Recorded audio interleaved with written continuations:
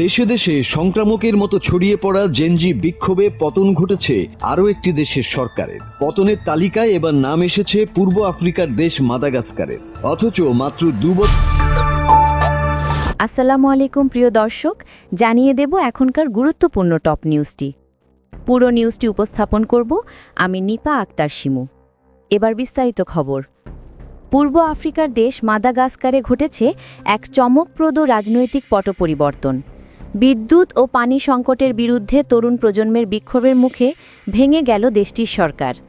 মাত্র 2 বছর আগে জনগণের ভোটে নির্বাচিত হওয়া প্রেসিডেন্ট আন্দ্রে রাজেলিনা অবশেষে বাধ্য হলেন সরকার ভেঙে দিতে। গত 25শে সেপ্টেম্বর রাজধানী আন্তানানারিভো শহর থেকে শুরু হয়েছিল এই বিক্ষোভ। প্রথমে ছিল সীমিত পরিসরে, কিন্তু পরে তা দাবানলের মতো ছড়িয়ে পড়ে 8টি শহরে। বিদ্যুৎ ও পানির তীব্র সংকটে সাধারণ মানুষও তরুণদের সঙ্গে যুক্ত হয়, ফলে আন্দোলন রূপ নেয় ব্যাপক গণবিক্ষোভে। পরিস্থিতি নিয়ন্ত্রণে আনতে নিরাপত্তা বাহিনী নামে রাস্তায়। বিক্ষোভকারীদের ছত্রভঙ্গ করতে টিয়ার গ্যাস ও রাবার বুলেট ছোড়া হয়। তবে কিছু এলাকায় সরাসরি গুলিও চালানো হয়েছে বলে জানা গেছে। এতে অন্তত 22 জন নিহত এবং 100 জনের বেশি আহত হয়েছেন। রক্তক্ষয়ী এই সংঘর্ষের পর বিক্ষোভ আরও তীব্র আকার ধারণ করে। বিক্ষোভের চাপে প্রেসিডেন্ট রাজেলিনা প্রথমে বিদ্যুৎ ও জ্বালানি মন্ত্রীকে বরখাস্ত করেন, কিন্তু তাতেও ক্ষুব্ধ জনতা শান্ত হয়নি। তারা প্রেসিডেন্ট ও পুরো সরকারের পদত্যাগ দাবি করে রাস্তায় নামে।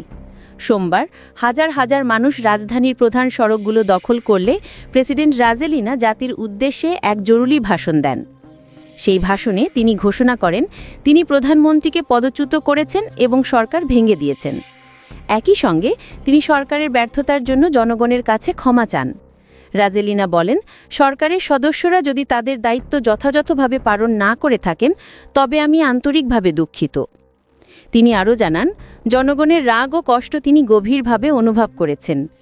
প্রেসিডেন্ট রাজেলিনা প্রতিশ্রুতি দেন বিক্ষোভের সময় ক্ষতিগ্রস্ত ব্যবসায়ী ও সাধারণ নাগরিকদের সহায়তা করা হবে।